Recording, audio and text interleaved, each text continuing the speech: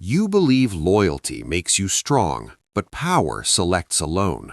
The moment you become useful, you're already disposable, scheduled for removal by colder minds. Everything you were taught about connection was designed for people who are meant to be managed, not sovereign. The moral lens you look through, friendship, loyalty, belonging, is not neutral. It is a control mechanism. It trains you to expose yourself, to soften your edges, to mistake proximity for protection. Powerful minds see this lens immediately, then they discard it. Morality, as you inherited it, assumes symmetry. It assumes that if you are open, others will be open. If you are loyal, loyalty will be returned. This assumption is fatal. Power does not operate on symmetry. It operates on asymmetry.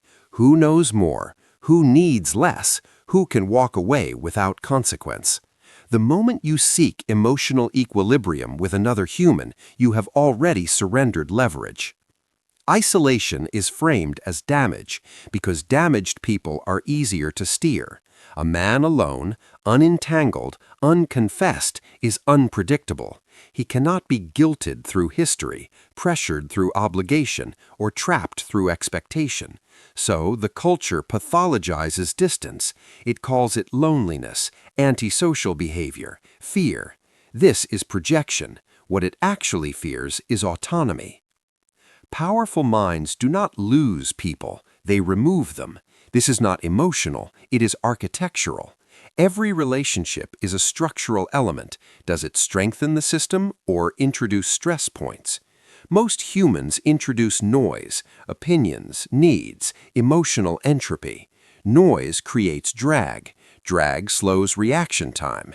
In environments where outcomes matter, speed is survival. You were trained to accumulate people, contacts, friends, circles. This accumulation feels like growth, but it is weight. Every added person brings expectations, memory, emotional residue. Over time, you become predictable. Predictability is exploitable.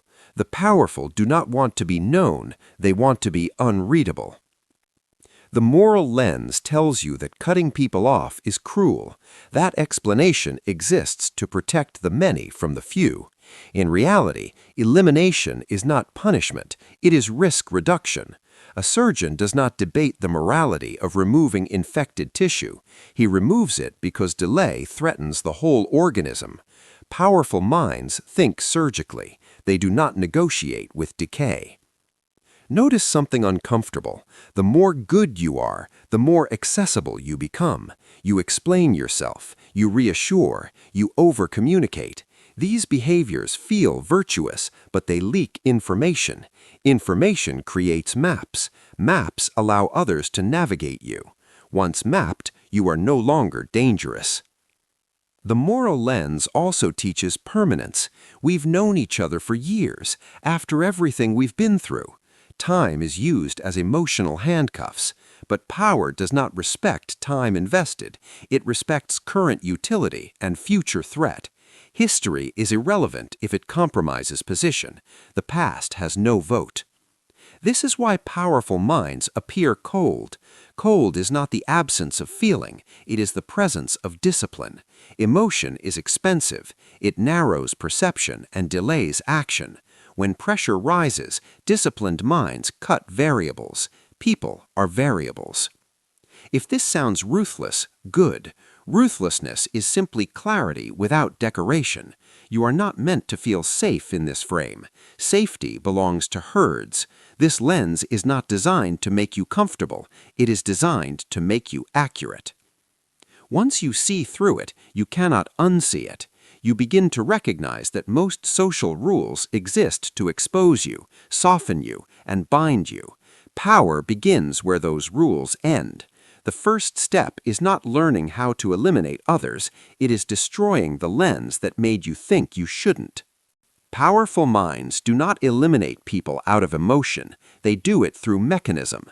Once you understand this mechanism, their behavior stops looking cruel and starts looking inevitable. At the core is threat calibration. Every human interaction is subconsciously scanned for three variables: dependency, leverage, and predictability. The average person never performs this scan consciously. Powerful minds never stop performing it. They are not asking, "Do I like this person?" They are asking, "What does this person cost me over time?" Dependency is the first trigger. The moment someone begins to rely on access, validation, proximity, or emotional reassurance, they become unstable. Dependency creates entitlement. Entitlement creates expectation. Expectation becomes pressure. Pressure is friction. Friction slows decision-making. For a mind optimized for dominance, friction is intolerable. So they cut early. Leverage is the second trigger. Every conversation leaks data, beliefs, fears, ambitions, weaknesses. Most people leak unconsciously because they believe intimacy equals safety. Powerful minds understand the opposite. Intimacy is exposure. The more someone knows about you, the more they can predict you. Prediction is control in its earliest form. Once leverage crosses a threshold, elimination becomes logical. This is why powerful minds often disappear suddenly. No conflict, no explanation, no closure. Closure is a gift for the weak. It soothes confusion. Confusion keeps others busy while the strategist moves on. Explanation also confirms patterns, and patterns make you readable. Silence preserves asymmetry. The third trigger is predictability. Humans are creatures of habit. They repeat emotional responses, moral justifications, and social rituals.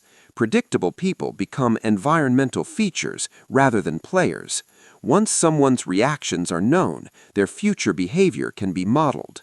Modeled behavior is safe behavior. Safe behavior is irrelevant. Elimination occurs when someone shifts from asset to liability, or worse, from unknown to known. This mechanism is ruthless because it is preventative. Most people wait for betrayal, conflict, or damage before acting. Powerful minds act before damage occurs. They do not wait for the knife to appear. They remove the hand that might one day hold it. This feels unfair because it is not reactive, it is anticipatory. Understand this clearly. Powerful minds do not hate people. Hate is emotional investment. They simply see humans as moving parts in a system. Parts that introduce inefficiency are removed. Parts that threaten structural integrity are removed faster. This is also why powerful minds often rotate environments. New city, new circle, new phase. Familiarity breeds claims. Claims breed constraint. Constraint suffocates sovereignty. So they reset again and again. You were taught that consistency builds trust. In power dynamics, consistency builds vulnerability. The longer you remain accessible, the more patterns others extract from you. Eventually, they stop reacting to you and start anticipating you. That is the beginning of your decline. The elimination mechanism is not about cruelty. It is about maintaining a state of internal quiet. Fewer voices, fewer variables, fewer obligations. This quiet allows faster cognition, sharper perception, and decisive action under pressure. If this unsettles you, it should. This chapter is not meant to inspire you. It is meant to strip away illusion. Once you see the mechanism, you realize something disturbing. Powerful minds are not heartless. They are optimized. And optimization has no room for everyone. Powerful minds don't eliminate randomly, they eliminate patterns. Certain human archetypes reliably signal long-term risk, even when they appear useful in the short term. These archetypes are not evil, they are simply incompatible with power. If you recognize yourself in them, understand this: recognition is your last advantage. The first is the loyalist. This archetype believes allegiance is protection. He overcommits early, defends without being asked, and ties his identity to service. On the surface, he looks valuable. In reality, he is radioactive. Loyalty creates emotional debt. Emotional debt demands repayment. Repayment limits maneuverability.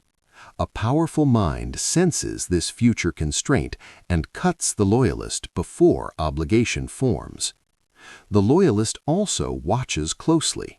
He tracks consistency. He notices deviation. This makes him dangerous. He may never betray you, but he will remember you. Memory is leverage. So he goes. The second archetype is the helper. He offers solutions before problems are declared. He fills silence with usefulness. He believes value equals indispensability. This is a misunderstanding. Indispensable people acquire informal power. Informal power threatens formal control. The helper slowly inserts himself into systems until removal becomes costly. Powerful minds eliminate him early to avoid dependency later. Helpers also expect appreciation. Appreciation is emotional exchange. Emotional exchange humanizes the powerful, and humanization erodes mystique. Mystique is distance. Distance is dominance. The third archetype is the confidant. He listens well, he feels safe, he invites disclosure. He frames vulnerability as trust. This archetype is the most dangerous of all. Confidants accumulate narratives. Narratives create psychological maps. Maps allow manipulation, not always intentional, but inevitable. A powerful mind may use a confidant temporarily, but never permanently. Eventually, the confidant knows too much. Knowledge creates symmetry. Symmetry collapses hierarchy. When hierarchy collapses, authority becomes negotiable. So the confidant is removed cleanly, often without warning. The fourth archetype is the mirror. This one reflects your past self. Same struggles, same doubts, same hunger. He feels familiar. That familiarity is the threat. Mirrors invite nostalgia. Nostalgia weakens forward momentum. Power moves forward only. Anything that pulls the mind backward is dead weight. Powerful minds avoid mirrors because they encourage emotional regression. Regression is indulgence. Indulgence dulls the edge. The fifth archetype is the moral anchor. This person reminds you who you used to be. He invokes principles, fairness, shared values. He frames restraint as virtue. This archetype exists to slow escalation. Slowed escalation is vulnerability. In competitive environments, hesitation is fatal. The moral anchor is often respected, then eliminated. Respect does not guarantee survival. It only delays removal. Notice what all these archetypes share. They reduce flexibility. They introduce memory, expectation, emotion, or constraint. None of them are bad people. That is irrelevant. Power does not judge character. It judges consequence. Here is the inversion you were never taught. Being good at relationships does not make you valuable. It makes you legible. Legibility invites control. Control invites replacement. Powerful minds seek one thing above all else: replaceability without consequence. They want to be able to exit any connection instantly without emotional fallout, narrative damage, or operational loss. Anyone who interferes with that freedom becomes disposable. This is why elimination often feels sudden and unfair. From the outside, it looks irrational. From the inside, it was overdue. The calculation happened long before the cut. If you are still seeking reassurance, if part of you hopes there is a way to be useful and safe, understand this. Safety comes from being unneeded, unknown, and unclaimed. Anything else is a countdown. Power did not invent isolation. It inherited it. Every era that stripped away sentiment under pressure arrived at the same conclusion. Proximity kills rulers faster than enemies do. History is not a collection of lessons, it is a record of what survived, and what survived did so by cutting close. Look at any concentration of power, courts, empires, regimes, dynasties, and you see the same pattern repeat. The inner circle shrinks as stakes rise. Advisors vanish, generals rotate, friends are replaced with distance. This is not paranoia, it is pattern recognition paid for in blood. Betrayal rarely comes from opposition. Opposition announces itself. Betrayal comes from access, from familiarity, from the ones who know routines, weaknesses, rhythms. History does not remember how many enemies a ruler faced. It remembers which friend stood closest when the blade arrived. Human nature does not scale. Loyalty collapses under incentive. Morality collapses under pressure. Affection collapses under survival. When resources tighten, humans revert to extraction. They justify it afterward. Powerful minds understand this ahead of time. They don't wait for scarcity to reveal character, they assume it. This is why powerful figures appear detached from tragedy. They have already accounted for it. Emotion is a luxury that disappears in high-stakes environments. Sympathy blurs judgment. Judgment decides survival. History selects for judgment. There is also a quieter danger history exposes: narrative weaponization. People who know you long enough accumulate stories. Stories can be rearranged. Rearranged stories become accusations, leverage, or public weapons. The more people who know the real you, the more versions of you exist outside your control. Power demands narrative singularity. One image, one posture, one direction. Multiple narratives fracture authority. History punishes fractured authority relentlessly. This is why rulers burned letters, executed confidants, exiled companions, rewrote lineage. Not out of madness, but out of necessity. Memory is not neutral. Memory is ammunition in the wrong hands. Another pattern history makes brutal. The rise phase tolerates people. The consolidation phase removes them. Early growth invites collaboration. Expansion rewards openness. But once power solidifies, the calculus flips. Preservation replaces growth. Preservation requires elimination. Most men fail because they apply expansion ethics during consolidation. They keep people around out of habit. Habit is laziness disguised as morality. History eliminates the lazy. You were taught that human connection civilizes power. History shows the opposite. Power civilizes itself by shedding excess humanity, not because it hates humans, but because it understands them too well. This chapter is meant to destroy a comforting myth that evolution made us better. It made us sharper. The tools changed, the instincts didn't. Under threat, the predator always chooses solitude over trust. Once you see this, modern behavior becomes obvious. Executives rotate teams. Leaders compartmentalize lives. High-level operators maintain parallel worlds that never intersect. This is not duplicity, it is containment. History does not reward kindness, it records outcomes. And the outcome is consistent. Those who survived longest learned when to disappear, when to detach, and when to erase others from proximity. If you still believe connection is protection, you are arguing with centuries of evidence. History already answered this question. It just didn't ask for your permission. Once illusion is gone, behavior must change. Not gradually, surgically. Power is not gained by adding techniques. It is gained by removing reflexes. The first reflex to cut is overexposure. You were trained to explain yourself, to clarify intentions, to resolve tension. These impulses exist to stabilize groups, not to preserve dominance. Powerful minds do the opposite. They under-explain, delay clarification, and allow ambiguity to work for them. Ambiguity creates space. Space prevents capture.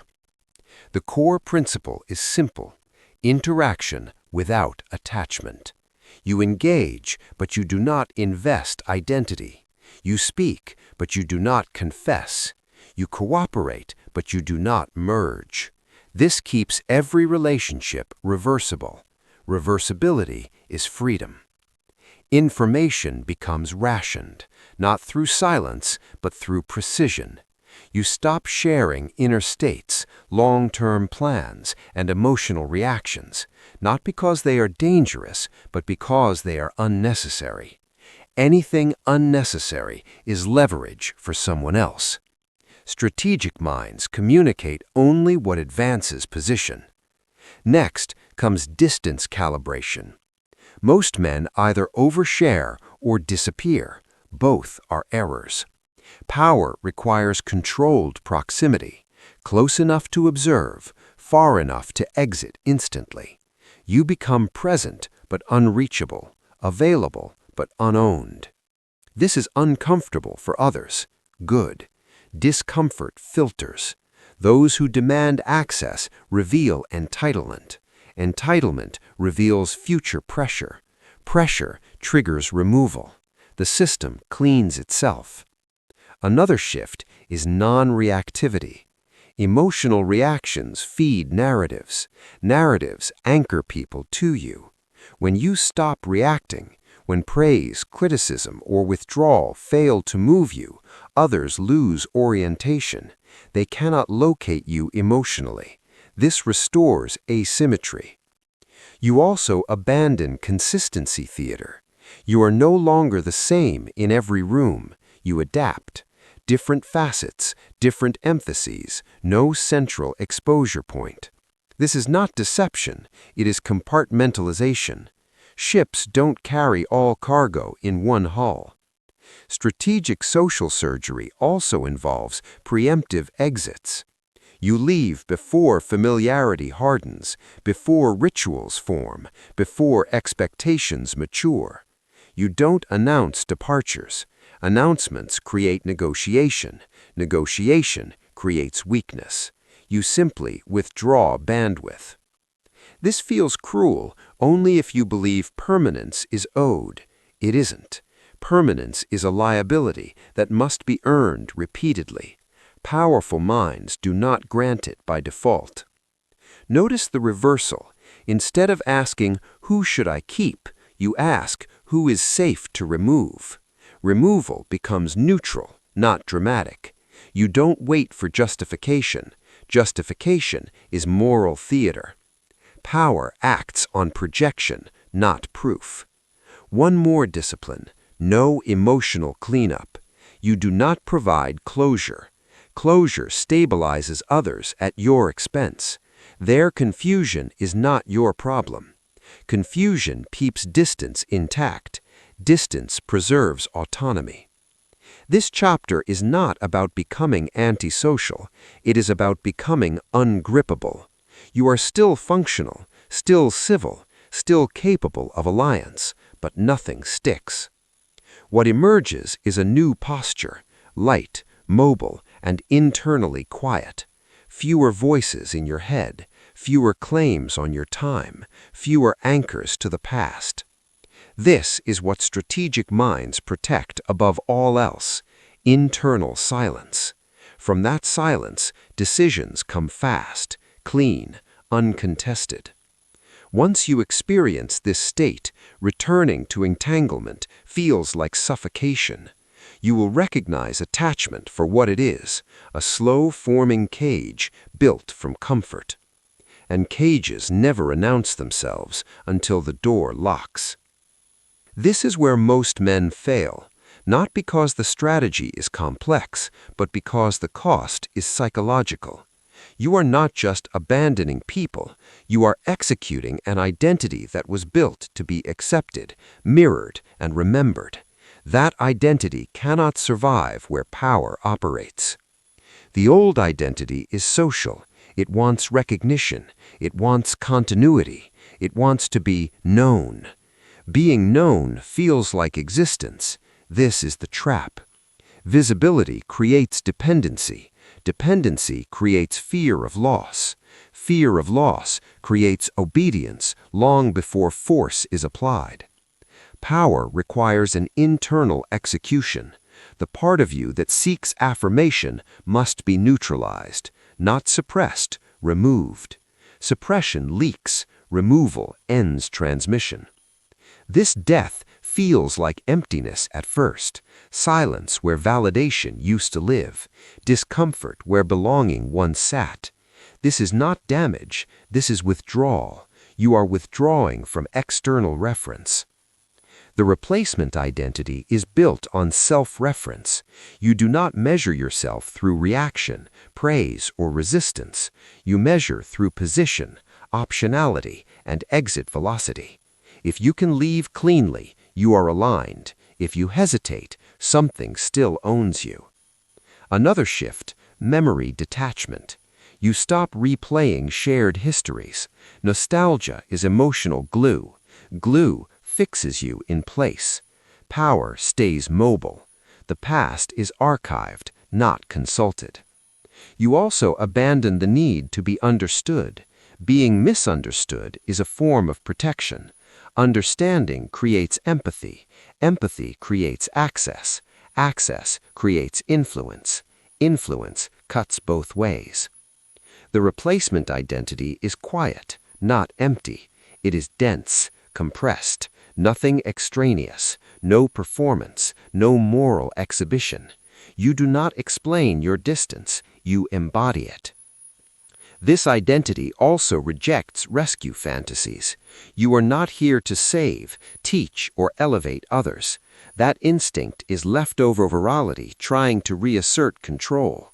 Power does not uplift, it selects. Selection is indifferent. There is a final inversion here that must be accepted. Loneliness is not the cost of power. Dependence is. What most men call loneliness is simply the absence of emotional noise. Once the noise fades, clarity replaces it. You will notice something unsettling. Fewer people approach you. Conversations shorten. Emotional hooks fail.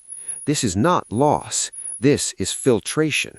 What remains is utility-based, time-bound, and clean. The old identity wanted to be irreplaceable. The new identity is comfortable being unmissed. This is the final liberation. When you do not need to be remembered, you become ungovernable. From this position, elimination is no longer painful. It is procedural. People come and go without imprint. You move without drag. What replaces the old self is not cruelty, it is sovereignty. And sovereignty requires one last truth to be swallowed. If you can be emotionally located, you can be emotionally controlled. The old you wanted connection. The new you values position. There is no reconciliation between the two. This is the line. Past it, there is no moral shelter, no social applause, no reassurance waiting at the end. Power does not reward intention, it rewards alignment. If you have followed this far and still feel resistance, understand what that resistance is, the old identity fighting extinction.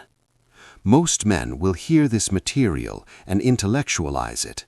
They will nod, extract phrases, then return to familiar patterns. They will keep explaining themselves, keep maintaining bonds, keep hoping proximity buys safety.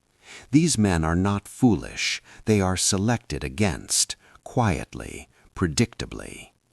Here is the final warning.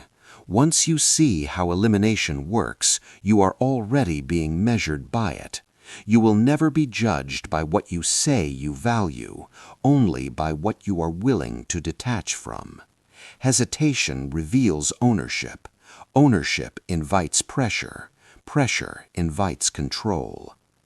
Power does not announce itself, it tests. Small tests at first: silence, distance, withdrawal, ambiguity.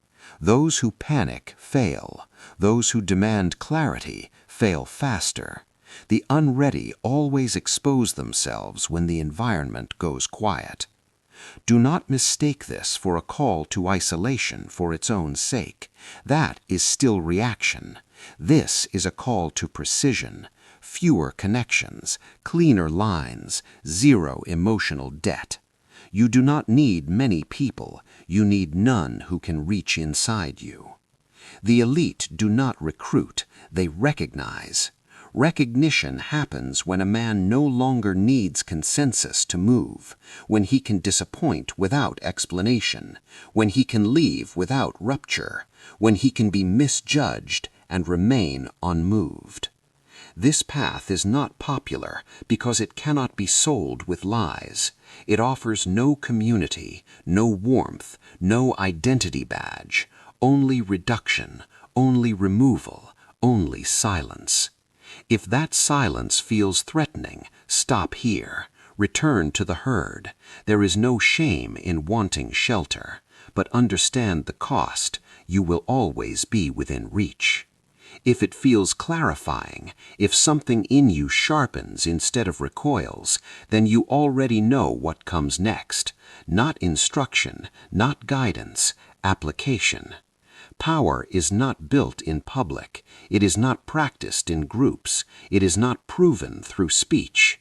It is maintained through what you remove, what you withhold, and what you refuse to need. The door does not close behind you. You close it yourself.